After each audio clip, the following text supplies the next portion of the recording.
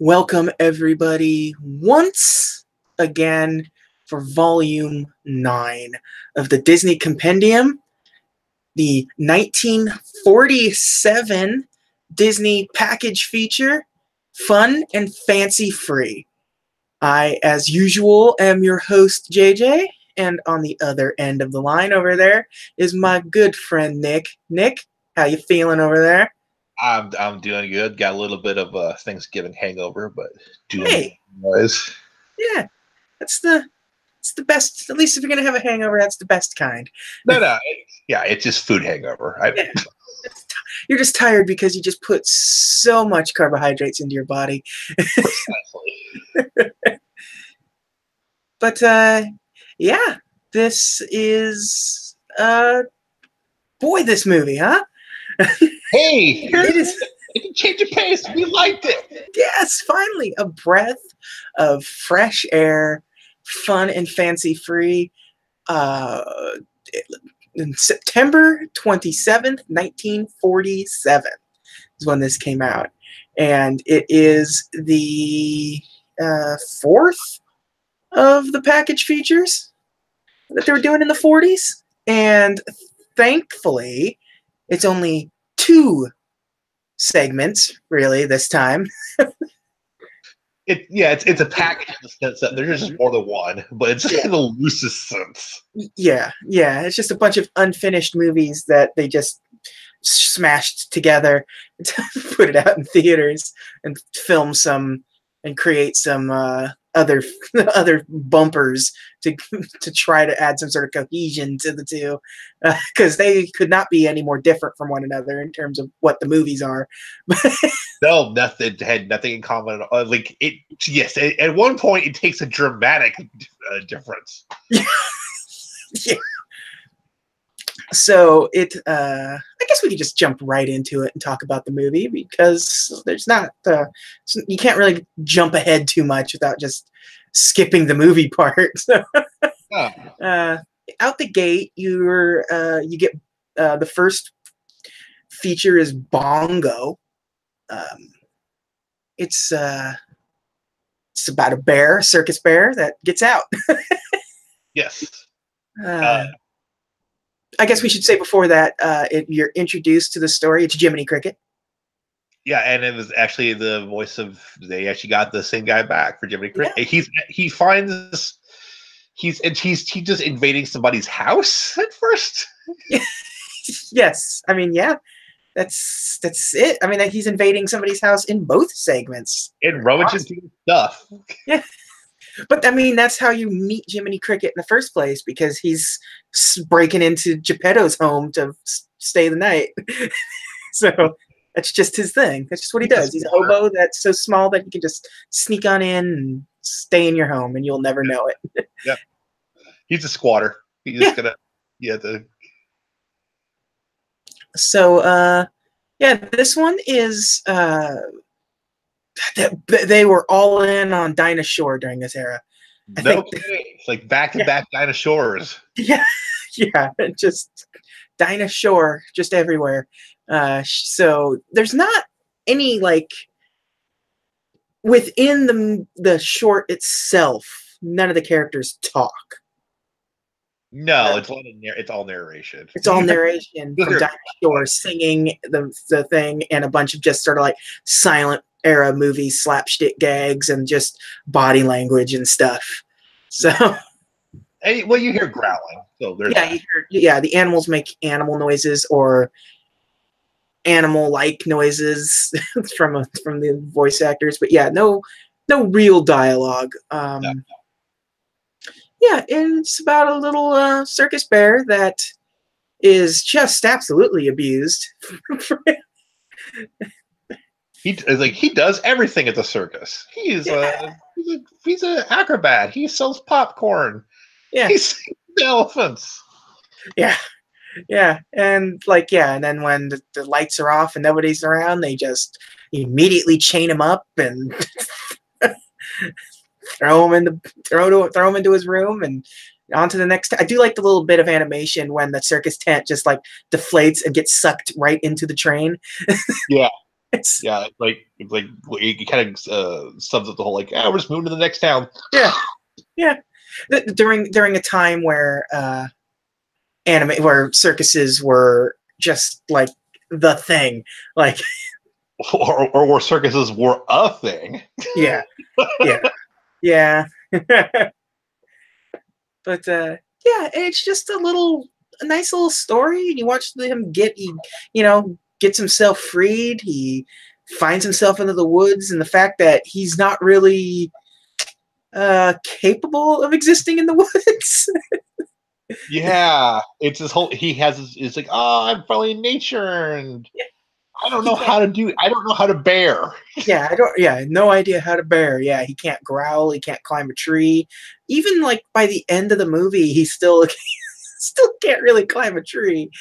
Well, he's pretty much clueless the whole time. Yeah, and he just sort of like happens to win his big fight against the evil giant bear at the end of this thing.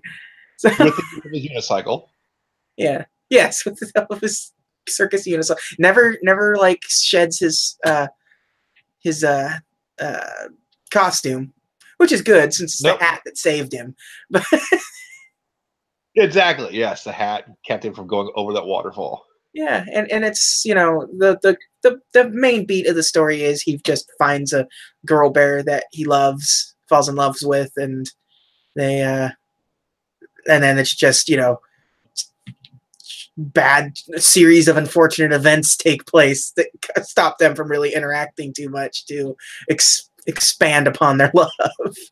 Yes, that's so the whole thing it goes downhill after he meets her, and she tries to give him, and she gives him the open hand Stephanie McMahon slap. Yeah, And he's like, "What happened?" and that's how it ends, where he ends up hauling off. Like it's like, oh, I love you, slap. I love you too, slap. So there's a scene in here where he figures out that it's a term of it meant as affection. So he's watching the bears sing and dance and slap each other. Yeah, And my son was watching this segment with me and laughing his friggin' head off. it does seem like that was just 100% designed for children reactions. Like, and it's funny. It's like they're the country bears, like Kind of, before. yeah. Or Yeah, Humphrey. yeah. It's such a fun little story. It's not like particularly memorable. I think this No, is the first time I've seen it in 25 years. Like, yeah, I'd never seen it, so I assumed like it was gonna be like Dumbo. I thought, it's just like Dumbo. Oh no, it's yeah. different. He And falls. I do like the way it's introduced when Jiminy Cricket finds the records on the shelves of this house that he's broken into. And decides to put it on, and then they sort of introduce it as this is the story about three bears. like, I was like, yeah, and he's like, oh, I know this one. so, so, But yeah, but I like Bongo. yeah, it's like I said, mostly um, non-memorable, but it's still fine. It was re-released. Both of these obviously have been re-released separately from just this movie existing. Um, when they re-released it, they took out the dinosaur in it, Oh, and it's just Jiminy Cricket doing the narration and singing. I So I don't know. I don't know that the adds or detracts from it. Honestly, it's not as jarring as the difference between the two Mickey and the Beanstalk versions. oh no, yeah. Okay, yes, you're right. So it's at least like I think Dinah Shore has a better sing-songy voice, obviously, than Jiminy Cricket doing his thing, but it's also still not terrible because Jiminy Cricket is sort of an enjoyable voice. I'm actually gonna say I want to say there's 3 Mickey and the Beanstalk versions.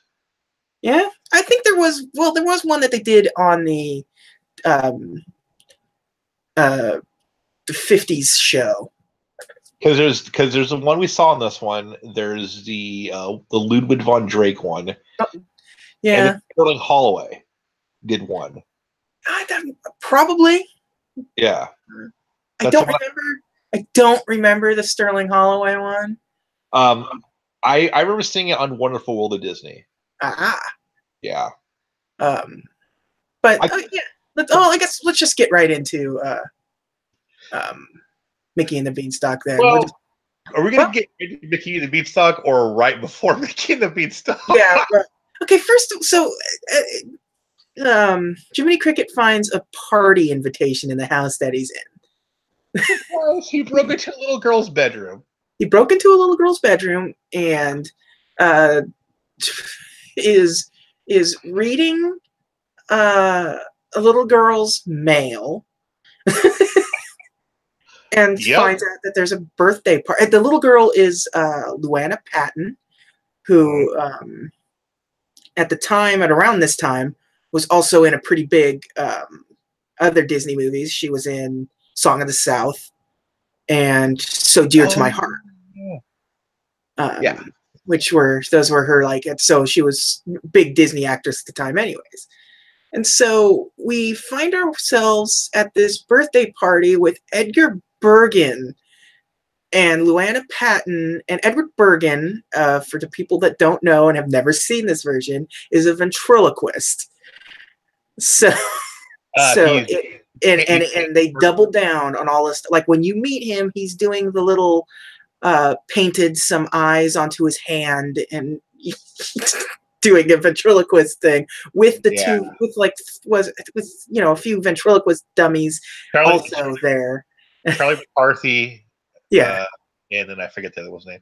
But Edgar Bergen is Candace Bergen's dad. So yes, you see Murphy Brown, that's her dad. That's her dad. And yeah, and so it is. It's so, first of all, can we talk about how absolutely upsetting it is that this is this little girl's birthday party? And the only person who came was a ventriloquist and his two dummies. Yeah. Like, invitation went out, and she went to his house. For a birthday party for a little girl at night. At night. With no other adults around. No adults around. And it's just Edward Bergen and two ventriloquist dummies across town. Yeah, it's just like throw in one other kid. Like, of course, a chaperone for this. Yeah, how did she? Yeah, so it's boy, and here's the thing: Edgar Bergen was actually a big star back in the day. Yeah, huge. I mean, yeah, massive star. Not very good. Yeah, I mean, he's great. Yeah, it's so weird, and it just, especially since I know for me and you in particular, our experience with Mickey and the Beanstalk is the Ludwig von Drake version. Like. Because I'm looking at it now, and yeah, they did. Sterling Holloway did one as a standalone short, but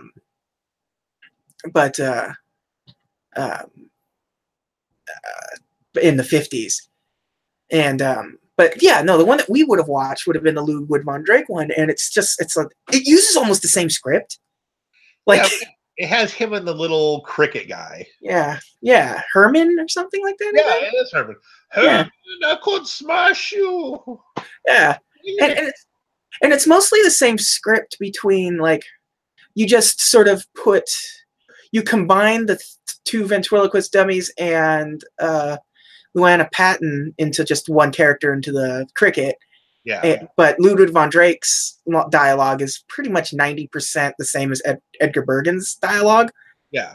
I watched both almost back to back. I watched Fun and Fancy Free yesterday, and I watched The Mickey and the Beanstalk, which is on Netflix, like right now, still. Bongo is not. This movie's not as a whole. Bongo's not. But Mickey and the Beanstalk is, and it's a Ludwig von Drake version. And Yeah, it's a better version by a long shot. Yeah. Yeah, and you're right. It is actually pretty much the same because at the end, I don't know the name of the other ventriloquist, the other dummy. Not important. He's like the hillbilly one. Yeah, He gets upset because he thinks Willie dies, and the yeah, little Herman thing gets upset because he thinks Willie dies. yeah, And it's still the same thing where Willie's going around opening roofs and looking around stuff. yeah. So it's the same thing. And he uses and they use the same line. It's like it's a figment of his imagination or whatever. He uses the same line at the end of that too, so they can get the same reaction from Willie the Giant. It's like, no. Yeah, Uh, but yeah, no. Mickey and the Beanstalk is so good. yes, it It is. has some of the most memorable little bits of animation in my mind that has stuck with me for so long. The scene where they're cutting the food is just something that it's one of like those extra super early childhood memories for whatever reason. It just stuck with me. Or that paper thin slice of bread. Yes, exactly. And Yeah. and the beans that they just kind of cut up little slices of the beans and stuff. But yeah, the bread in particular, I remember that paper thin slice of bread. And even as a kid, like trying to replicate, Yes. because you're a dumb kid and you don't know that's impossible. But Let me ask you a question. When you were a kid, in that part where Donald goes psycho and tries to eat the cow, that's kind of scary, right? yeah, it's still creepy. Like it's it's upsetting. Like Donald is absolutely full blown cabin fever style like breakdown. He is It's ready weird to looking murder that eyes. cow. And he's just chewing on her tail. Yeah, yeah. It's The- fun. It's very fun to have all three characters together. yeah. It's a good. The scene after this, by the way, I want to Yeah. talk about this because I sing the song after this often when I'm hungry. When the Meat and toe dog. uh, I just love the music in it's super fun. Like just Goofy singing about all the food and stuff, and starting the. Pancake pole, work, work, work. Yes, I love it. I love it so much. I love Goofy so Yeah. much.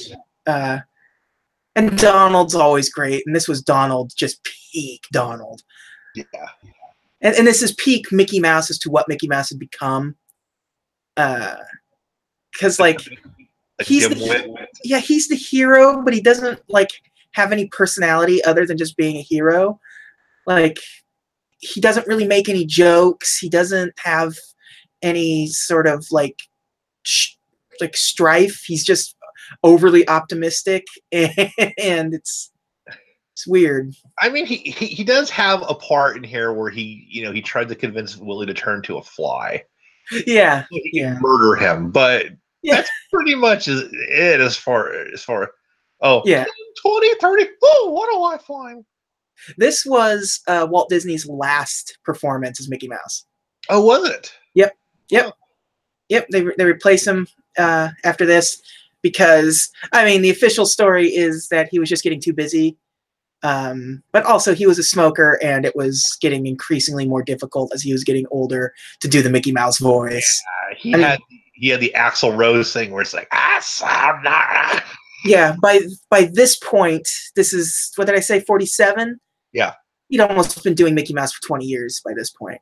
Yeah. So I mean, I don't smoke and I can't do that voice. So. yeah, I know. Like, yeah, I can, but I have a high voice. So,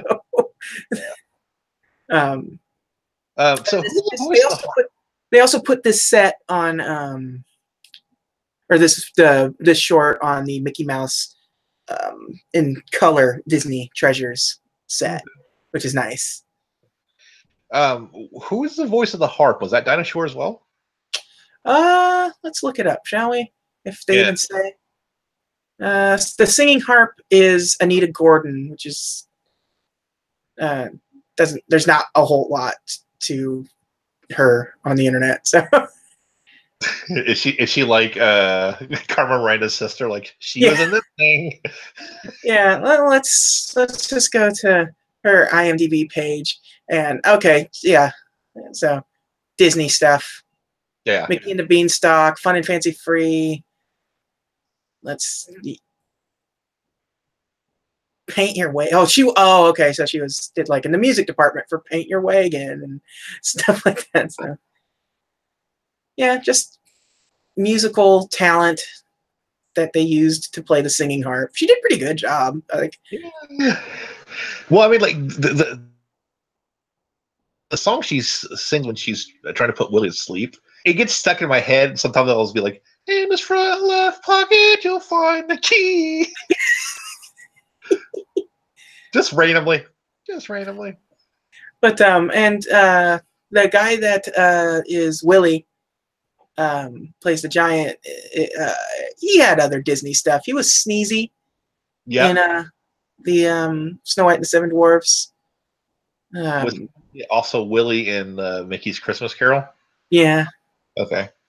I don't know if he was. I'll have to look that up because I think Mickey's Christmas Carol. I forget when that came out, but he might have been.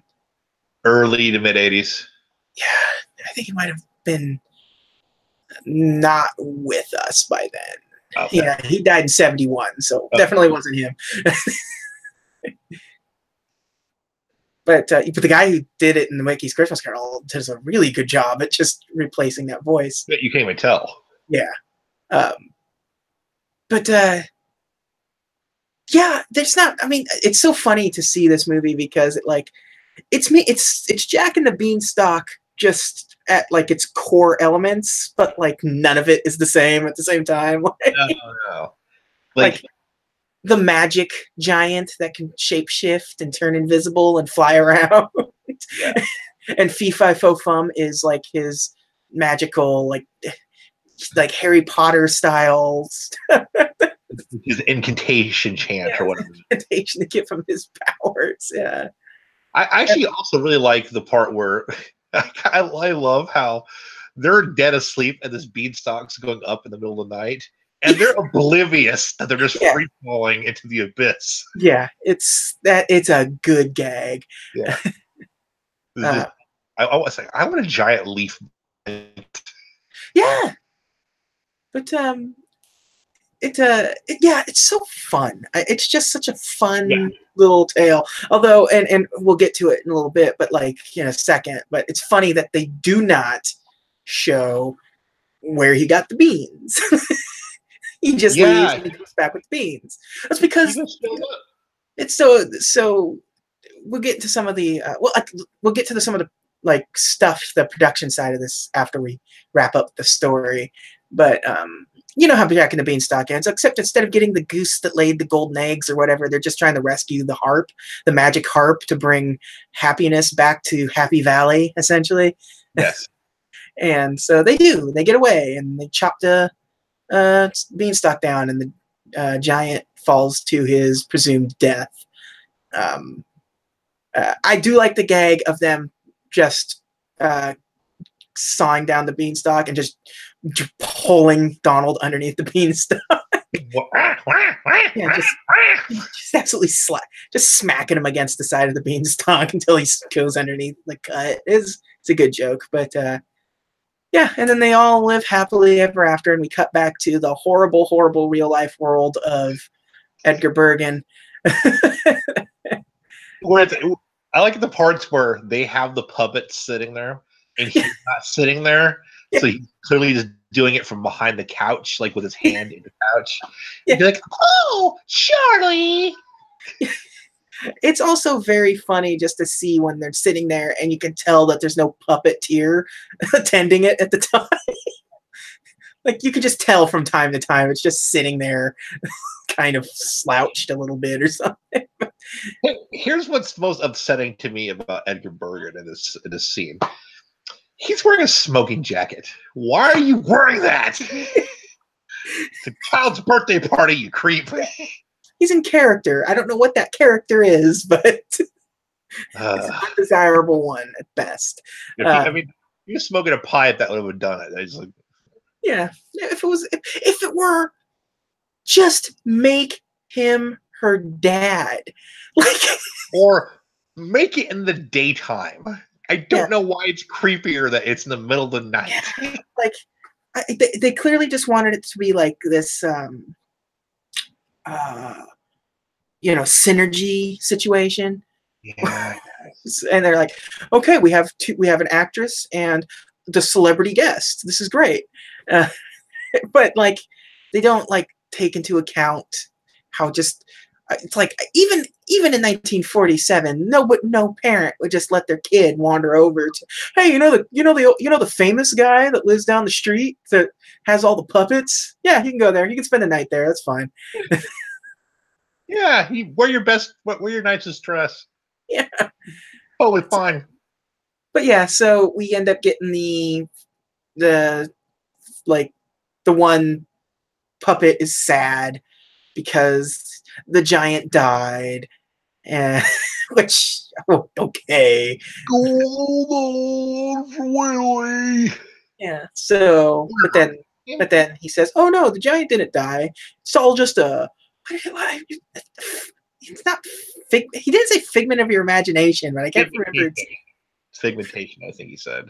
Yeah, yeah. It's just it's all just something that you made up in your own mind because that's how stories work, kind of stuff." And then Willie lifts up the roof, peeking in, looking for Mickey Mouse, and it makes Edward Bergen faint with surprise. Yeah. And then he walks off through Hollywood, picks up the brown derby and puts it on his head. And it just ends there. Yeah, and that's the end of the entire thing, is him stomping through Hollywood, presumably thousands dead. Yeah, I mean, no, people had to be inside that restaurant. Like, he's just... Willie don't care. Yeah, they don't care. He got a new hat. I got a new hat. Yeah. So, that's that. And it ends exactly the same in whatever version you're watching. So it's pretty much the same ending. Yeah, it's the same thing. Yeah. So, is it my imagination, or did they talk over this one more, like the intro to Mickey and the Beanstalk? Was there more talking over this, or was I just more annoyed by Charlie McCarthy? There's more talking. There's more talking. It's not a lot more, but there definitely is more. It's like, what up? Yeah. So this movie exists again strictly because this is now after World War II, just like the last one, and they have a bunch of things that are kind of left undone, and they don't have money, so they need to make money. And so they took two films that they're working. Both of these were originally designed to be the features, like by themselves in theaters, theatrical features. That's why, like with Mickey and the Beanstalk, that's why it feels like you're missing some crucial elements, because in like early pitches of it, the way Mickey gets the beans, there's two different sort of drafts of this for how Mickey gets the beans, and it's part of the story. So in the original one, when he goes into town, he meets Honest John and Gideon from Pinocchio.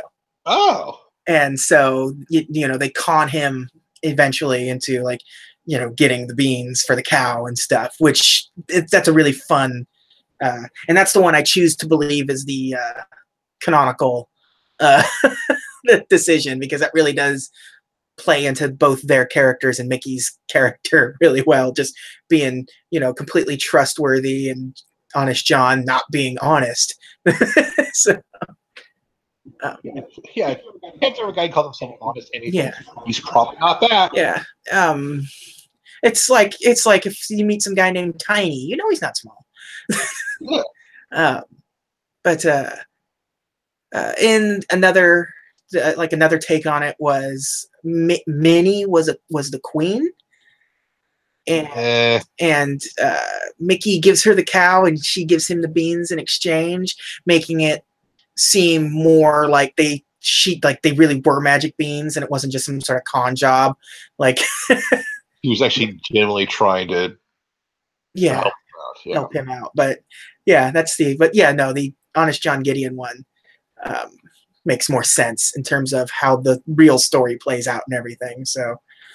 Um, so that, yeah, that's fun. So yeah, this is what, yeah, so it was supposed to be um, one of the feature films that they were working on. But, when it was originally presented to Walt, he loved it. He thought it was so funny. I think the biography that I read from says he was just like belly laughing and brought in other people to listen to the pitch and everything. But then he wouldn't actually greenlight the movie and his exact words are, "You murdered my characters." Wow. Okay. Yeah, yeah, like he loves it, but he hated what they did to Mickey, Donald, and Goofy in it. And I don't. There's no like further explanation behind it other than that's what he said, and I don't get where he was coming from with that. To be fair, his Mickey was a little bit. We've talked about it at length. Yeah, His Mickey was edgier. yeah, but at the same time, that's not what Mickey was, and by the '40s, that's not what Mickey was anymore. So if anyone had killed Mickey, it already had been him, because he was okaying Mickey being what Mickey is at this point. Or let's just maybe say what it is. Maybe Walt was difficult to get along with at this point.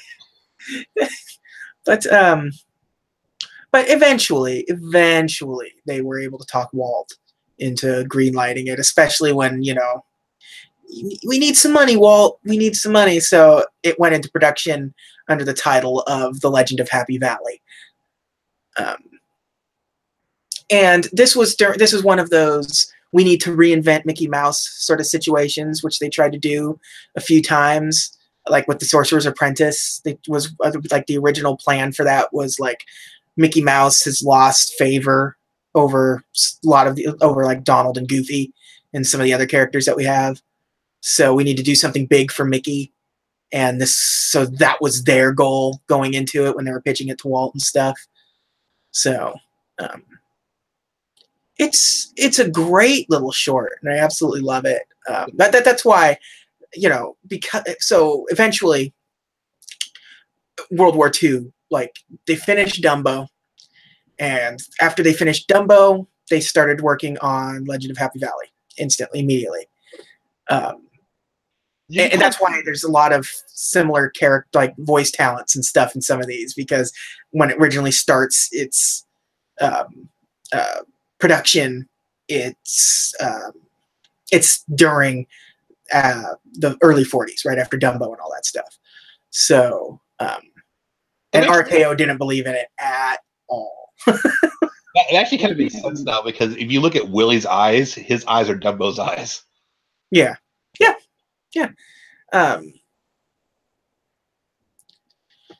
So yeah, I think last couple weeks we were like, this is terrible, and let's make some jokes. Like, nope, I generally like both these.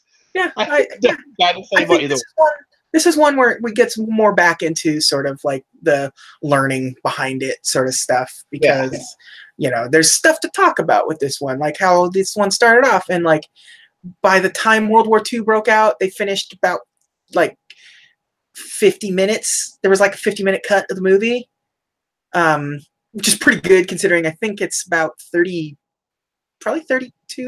minutes in this. Yeah. But 1941, in the middle of production, the strike, World War II. So you lose money, you're losing animators to the war, you're losing animators to the strike, and you have to put the movie on hold. So that's such a bummer that it would have been interesting to see what a 1 hour cut of this movie would have been. Yeah, like a little backstory. Yeah, a little more backstory, a little more without the narration part of it, like it being told as a story and things. Yeah. And it would have been a Mickey Mouse movie, which still, like, this is the closest we get to the Mickey Mouse movie. This is his first appearance since Fantasia, right? Yes. And like, it's sad to think, like, so Donald Duck got 2 movies. from the studio, essentially. Goofy got a cameo in Saludos Amigos. Yeah, but not from this studio, but in several decades from here, Goofy does get his own feature-length film. So two of them actually. So, but Mickey Mouse still to this day doesn't have an actual full standalone feature-length film that revolves around him. You think?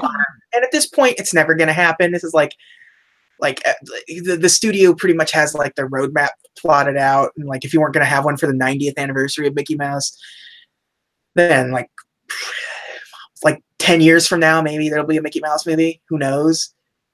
But when the Earth is burning cinder, yes.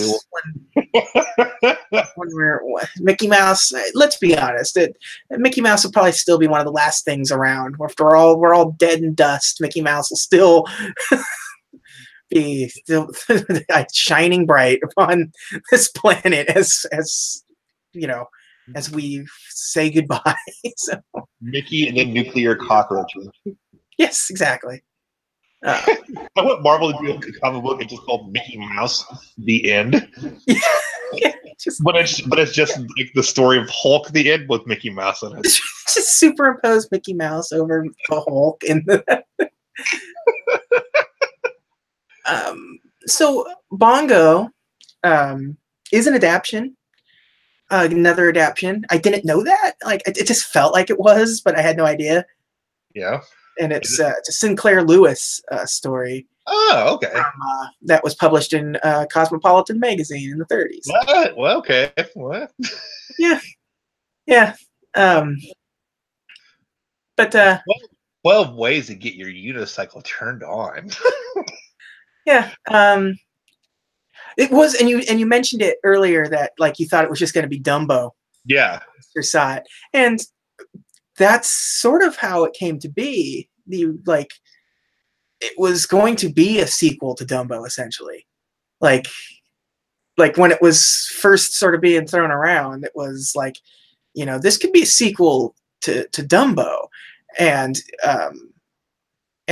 like it would have some of the same cast appear from Dumbo in it, like some of the characters, the characters from Dumbo.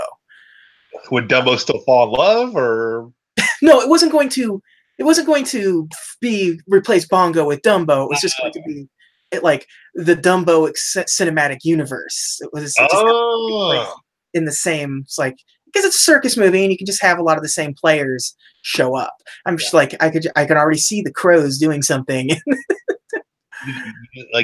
there's actually a scene like you're watching, you see Bongo when he falls on the train, but then you see like Dumbo's Stark Tower in the background, and see like, oh, okay. Yeah, exactly. But so and this was another one where they were working on it to be a full-length movie. So there was more plot elements in the original one. Originally, he had a monkey friend, which I'm all for a monkey sidekick and whatever you're making. Which I don't care so much. And there's going to be more adventures between them and stuff, as opposed to very straightforward. I don't know in the original pitch if it would have been the same kind of like silent movie. I doubt it. Yeah. Is this kind of like is this kind of where we get like kind of the genesis of Humphrey, like the Humphrey shorts, maybe? Yeah, for the most part. Put it in the bag, bump, bump. Yeah, exactly. But so and in like the original pitch of it and everything, obviously because of how Dumbo was, the characters were like looked more bear-like than what ends now. It looks more teddy bear-like in this movie. Yeah, he's clearly like he's very cutesy, and his girlfriend's very cutesy, and the other bears just look like bears. Yeah, and then the evil bear looks even more bear-like. Like he's just Pete Bear. Yeah. Pete. Yeah, and that's basically that's exactly what he is. And so, but when the movie ends up becoming a fun and fancy-free segment and stuff, everything changed, and they cut a lot of stuff out and shortened it down and made the story more poetic as opposed to being, a thematic story. And um, I think it works. I think it's fine. I think this story. I don't think this would have been particularly as captivating as if it were any longer than what it was. And I think it works exactly with how it was. It feels like a Disney short. It feels like a silly symphony. I know I've said that before in some of these other comp package ones that we've done, but this one feels like it could have easily been a silly symphony style thing. I feel like it. I feel like you and I are probably a little bit easier on it, considering what we've watched in the last 2 or 3 weeks, and comparatively speaking, like this is okay. This is fine. It's not. It's anything special, but it's not offensive. It's just fine. Yeah, but unfortunately, so the day the script was finished, or not finished, but like mostly finished. Pearl Harbor happens. And they're basically done with it. They're doing pre-production work on it and a couple of other movies. But after Pearl Harbor, the military takes control of the studio. We've talked about it before. And so that's when they start working on the propaganda stuff. So now you have all these features and things that you're working on pre December 8th. It's when they took over, that have nowhere to go. I mean, we can't finish it. By the time the war's over, we got to scramble. We have these that are mostly done or partially done, and we can do something with it, and we need to make money.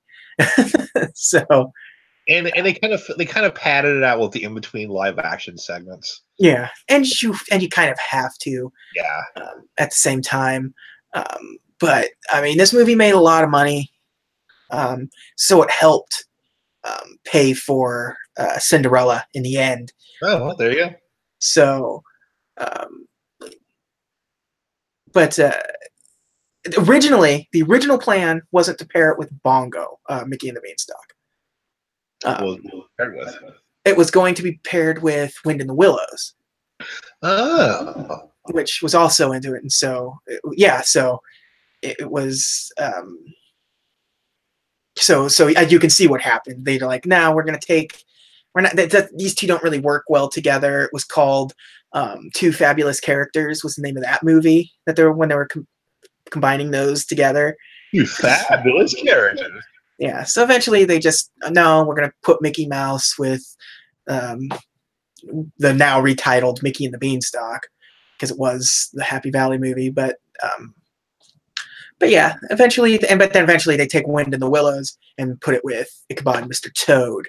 Yeah. So the funny thing is, if they had done it with Wind in the Willows, or if they'd done Mickey and the Beanstalk with Wind in the Willows, and it still would have been Wind in the Willows still would have been the worst part of it because Ichabod's still the best part of Wind in the Willows, and Mickey and the Beanstalk. Yeah. We'll get to. I can't wait to get to Ichabod and Mr. Toad. Yeah, that's of all of the package features. Well, I don't know. The next movie I've never seen, so I'm kind of really interested in seeing Melody Time. I'm sure it's not going to be any better than the last one we watched, the Make Mine Music. I feel like it's the exact same thing. So, oh, no. And so I think of all of these package features, The Adventures of Ichabod and Mr. Toad is probably the most enjoyable as a movie. Like, even though I loved this movie, I just love Ichabod and Mr. Toad more. Well, I think the good news is, as far as like where we're at Disney wise, we're starting to come out of the mire just a little bit. Yeah, I mean, I feel like we're gonna sink in to our ankles a little bit next week, but then it's off to the races almost immediately after that. Then we're gonna get into the iconic Disney stuff in very short order. So we're what 3 years out from Cinderella right now. Yep. So, and then it's just, then package features are done for. We never, until Fantasia 2000 rolls around, which is, you don't really consider that a package feature since it's designed the way it's designed and not just kind of hobbled together with, gum like some of these others were. Yeah, it's like, oh, we don't have any money, so let's just do this. Can you imagine? Well, no, never mind. Can you imagine Fantasia 2000 with like just some kind of unfunny in between live action segments? Oh, you mean like Fantasia 2000? They totally have that. Yeah. How do we make Steve Martin unfunny? Just watch. But yeah, no, it's a fun little and it's a fun little movie. Yeah, it's I really think this was such a breath of fresh air from what we've been watching. Yeah. Like you could sit through it in one sitting and want to. Yeah, and I know for a fact you and I both have seen Mickey DeVito's stuff numerous times. Oh yeah. I mean, yeah, I'm sure we owned like the Walt Disney Classics series that had that on there. But yeah, it's so good. Critically, it was pretty well received at the time. It's people are getting a little worn out from this sort of Disney no longer being a Disney, not doing what they were known for, just making theatrical versions of their short films they were doing, but it's still fantastic animation and still great stories and songs. But you could tell everyone really wants Disney to sort of make movies again. At the same time, I feel like there's things, and especially in Mickey the Beanstalk, like animation wise, that you'll see like very shortly in Cinderella. You like that kind of certain style is like, oh, okay. Yeah. That was one thing I forgot to mention. The song that Jiminy Cricket sings in it. Yeah. The I'm a happy-go-lucky fellow. Yes. That is a song from Pinocchio that didn't make it into Pinocchio. Oh. Yeah, it was like it was written and everything, but it just never made its way. It got cut from the final movie, and good as excuse as any to. So the actor didn't have to record those lines again. Just like nope. Yeah. So yeah, it was. Yeah, I'm glad we got to watch this. These package features are a little tricky because we didn't do it last week, like the breakdown of like, hey, was there this, that, or the other thing? It's like because they're not really standalone. It's is there a theme park attraction? No, there's not a theme park attraction. Like. Well, I feel like the legacy of this movie is Willie. Willie shows up in a couple things. Yeah, and like Mickey and the Beanstalk like pops up. Like you will play like 16-bit platformer that takes place but also Mickey Mouse has fought in giants several times. Like Brave Little Tailor. He did a Gulliver's Travels one once. Yep. So like so it's like reverse of that where Mickey Mouse is the giant stuff. But like, is Willie Mickey Mania? I don't like the PlayStation version of Mickey Mania. I don't remember. I don't. I remember very little from Mickey Mania. But like like Mickey and the Beanstalk, Bongo appears nowhere. Yeah. It doesn't exist as a plush. It doesn't exist as like pins or vinylmations or anything that the theme park wise or product wise. That's kind of a shame. There's no Etsy stuff for it, which tells you if it doesn't have Etsy merch, then it's obscure. Yeah, because it just sort of nobody's seen this movie, and Bongo wasn't really released this like anything else because this stars Mickey, Donald, and Goofy. Yeah. So of course it's going to have stuff, and it's the prestige title of it. But yeah, Bongo. Bongo's put on a little mid-card match, man. Yeah, and it's not a particularly inspired movie. I mean, it's a very simple story that's just sort of, it feels like it was just something put out quickly.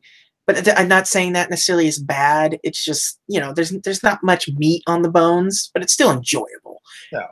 At the same time, I can totally see Bongo in probably in last week's film, like the same kind of like, more again the ballady love story thing. Just okay.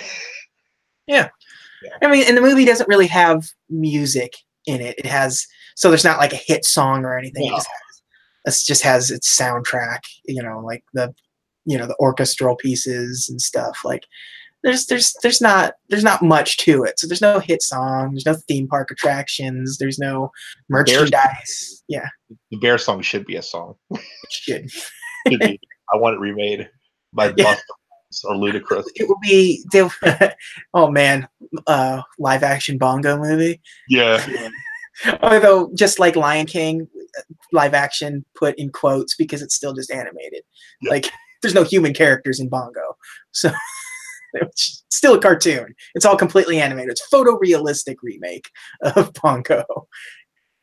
Because you asked for it. Yeah. I'd see it. I'd go see. I would absolutely go see if they made just like an actual bear cub. Like, it looks like a real bear cub pedaling around on a unicycle in a tiny little hat. Tell me you wouldn't be like Friday night, midnight showing. Well, I would say that, but then I remember Country Bears. and so I'm hesitant to kind of jump in there with you. Just because you brought it up. One of my favorite things about Country Bears is that they closed the attraction down before the movie came out at Disney. Like this movie's just doomed to fail. Yeah, like we've got the new Country Bears movie coming out. Yeah, whatever. We're putting a Winnie the Pooh right in. Get it out of here. I still don't know what that movie was supposed to be. I don't know who that movie is for, because, listen, I absolutely love the Country Bear Jamboree. Me too. And I'm absolutely devastated that it's not at Disneyland anymore. When I went to Disney World this year, that was one of the things I was absolutely the most excited about, was being able to see the Country Bear Jamboree again, because it's still there. It's still operating at the Magic Kingdom, and it's the original Country Bear Jamboree, not the one that was operating at Disneyland, where it was just the Vacation Hoedown. Yeah. But it was also a shorter version of the Jamboree, which is kind of a bummer. But still, it's very fun to see the Country Bear Jamboree alive and kicking still. Like, it's been so long. The Country Bear Jamboree closed September 9th, 2001, which September was not a good month. So the second biggest 2001 was not a particularly great month for both for a lot of reasons. Yeah, but it was the second biggest tragedy of that week. But boy, I don't know why we're talking about. Oh yeah, because we're talking about hillbilly bears and yeah. But yeah, no, it's just this will be a constant thing, because there's no reason for us to ever talk about the Country Bears, either the movie or the ride, in any way, shape, or form, but on this show, at least not until maybe a follow-up after we're done with all the movies. But this is also a Disney podcast, so there might be these little asides in there. I'm allowed to have these asides once in a while. And because we're basically done. I mean, we've talked about the movie. You got the history of the movie. We have our opinions. Watch Mickey the Beanstalk on Netflix. Yeah. Don't seek this version out, because the Charlie McCarthy stuff and Edgar Bergen stuff's weird. Yeah, it's super, super weird. I still think if you can track down this version was easy for me to find, because it's on Hoopla, which is like a library. Like, I signed in with my library card, and it has like a bunch of crazy Disney movies in there. Like, and this is one of them. Like, this is the only Disney movie that is like this, like the main studio ones. Like, everything else is like the weird live action stuff that you've probably never seen or haven't seen in ages. Like, so dear to my heart. And even I think like the Herbie movies are in it too and stuff. Is Darby O'Gill in there? maybe. I've been wanting to watch Darby O'Gill for a while. John Connery singing. Yeah. This is the But gem. yeah, so I mean, it's and the DVD still exists. It's like $9 on Amazon, I think last I checked.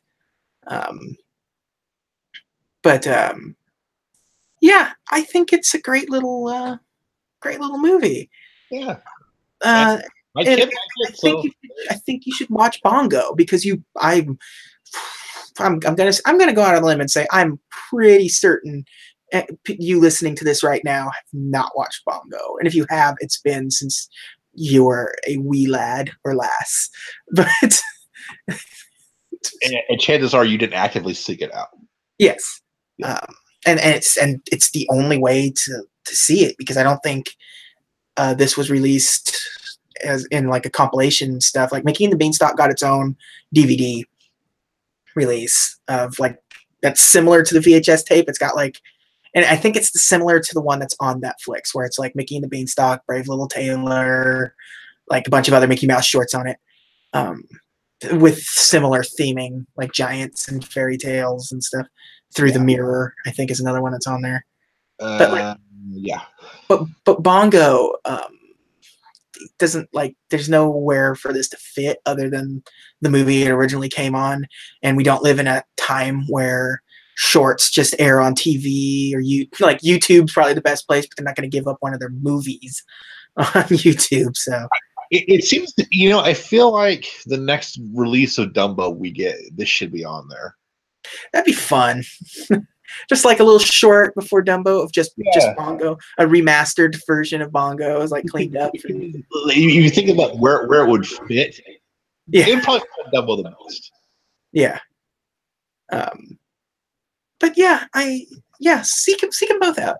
Like I said, I think we both said the later version, the Ludwig von Drake version of Mickey and the Beanstalk's the better version to watch because it cuts out all of the weird live action segments with Edward Bergen and his creepy ventriloquist dummies. But I still think it's fun to watch just to see that stuff on its own a little bit because it's so weird and out of place, and it really is just Disney. Just like we can get a celebrity in here. Yeah, once again, we're hurting for money, but let's throw all this money at these celebrities. Yeah, who bring nothing to the table. But yeah, I'm really happy with it. I'm glad we got to sit around and watch it. And yeah. What do you think? What in terms of your favorites? Where would you put this one on your list? Do you need to bring up our list that we have? Pull up the list. I'm gonna pull up the list here. Yeah. It's gonna take a second here. I will tell you that it's probably I'm probably gonna rank it higher than the last two we saw. Last three, actually. Okay, so your list. Mm-hmm. Better or worse than Dumbo? Oh man. Is the Dumbo sequel better or worse than Dumbo? You know what? I'm gonna say it's better than Dumbo because your number one movie. Nick's favorite Disney movie is Dumbo, or is Fun and Fancy Free. I'm just discounting Bongo entirely. I'm just saying I'm based on Mickey the Beanstalk alone. It's better than Dumbo. But you got to take it as Fun and Fancy Free as a whole, and as the state. The no. You have to take into account the state that the movie came out in. It's you may like Mickey and the Beanstalk more, but do you like the Fun and Fancy Free version of Mickey and the Beanstalk? No, I don't. What about Fantasia? It's not better than Fantasia. No. Pinocchio? Yes. It's better than Pinocchio. You're putting it. I'll slide it. Hey, Jiminy Cricket. He's a common thread. There you go. So for you, this is your number 3 on the list now. That works. Yeah. So after that, so it'll be Dumbo, Fantasia, Fun and Fancy Free, Pinocchio, Snow White, Bambi, Make Mine Music, Three Caballeros, Saludos Amigos. I'm perfectly happy with that list. All right, and I'm gonna put mine. As much as I like this movie, it's gonna be much lower on my list. I really enjoy it, but I don't like it more than Fantasia, Snow White, Pinocchio, Dumbo, or you know what? I'm gonna put it above Bambi. As I was saying it, I don't think I like it as much as Bambi. I'm like, wait, no, I like it more than Bambi. Yeah. Yeah, yeah, no. So this will be, so yeah, put it on 1, 2, 3, 4. This will be number 5 for me. Top Yeah. 5 Disney movie. So it's not that low. Yeah, yeah. So it's going to get bumped down considerably as we go along. Yeah, I mean, coming up real quick, there's going to be things that are going to just start pushing these things down and down because we're gonna hit a pretty golden era, and then that lasts for a little bit, and then we hit a what would be the opposite of gold? Just coal? No, because coal's still useful. I don't know. Yeah. The amalgam universe Disney. Yeah, just. But so yeah, there you go. We both love this movie. Yeah. I really do think like it's such a overlooked movie. I mean, Mickey and the Beanstalk's not an overlooked short. I mean, most people have seen it. Most people know it. It's a pretty popular Mickey Mouse short, but like as a whole, not knowing really probably where this movie came from, the story behind this movie, why Mickey and the Beanstalk exists in the first place, how long it had been around before it ever came out as a movie, and like the story behind it, and that originally it came packaged with a movie that you've probably never seen. It's fun. I'm glad this is an episode we got to do. Like, I'm glad this made its way theatrically because I think Bongo is worth checking out. I think even if you've seen Mickey and the Beanstalk 1,000 times, I'm sure it's pretty easy to hunt down this DVD just to see Bongo for a few bucks, and it's well worth it. Wait, I'm kind of looking at some stuff online here. It says that Bongo has a cameo in Return of Jafar and Mickey's Christmas Carol. Mickey's Christmas Carol, I would believe, but Return of Jafar? Yeah. I am gonna have to see this after we get off of this episode. Before you go watch that horror film. Yeah. Cleanse the palate. Oh, and another thing that I'm going to start doing is telling you the year this movie came out, what the number 1 movie of the year was. That's good. And number 1 movie of this year was Unconquered, which was a Cecil B. DeMille pirate movie with Gary Cooper. So, not pirate. I don't know why I said pirate. That's absurd. Because it's absolutely not a pirate movie. it's a colonists movie. I don't know where the pirate came from in my brain, but no, it's a colonists movie. It is the white man versus Native Americans kind of nonsense. So, Jake, and it has Boris Karloff in it, so that's cool. I'm doing some extra research here. Apparently, Bongo was in the Disney comics quite a bit in the 50s. I believe that.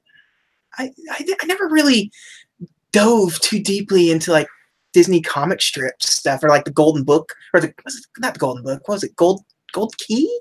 What the heck were those comics that they used to put out? Those magazine style comics they put out all the time. Yeah, Golden Key or something like that. The Adventures magazine. Yeah, Gold Key Comics. Yeah, they did a lot of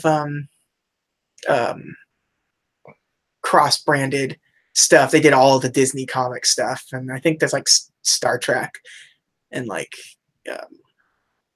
all those anything that was a exploitable franchise. They made comic books out of Gold Key, so I buy that. That sounds right.